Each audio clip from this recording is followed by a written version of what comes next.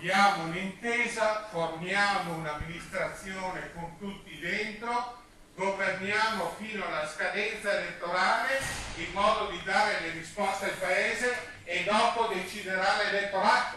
Questo quanto aveva detto giovedì sera alla cittadinanza il vice sindaco di Eraclea, Graziano Teso, al termine della manifestazione unitaria organizzata dai sindacati proprio davanti al municipio per dire no alla mafia e alla corruzione.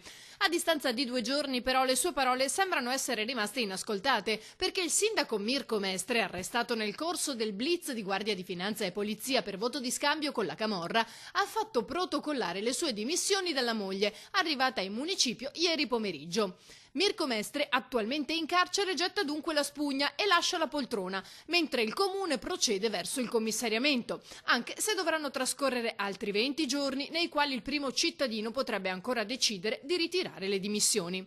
Nel frattempo però è stata avviata una raccolta firme proprio in suo favore e tra i firmatari, oltre a imprenditori, ex politici, avvocati e commercialisti, compare uno dei parroci del litorale e moltissimi cittadini del San Donatese. Oltre 200 persone che hanno voluto dimostrare e dichiarare la loro vicinanza a Mirko Mestre.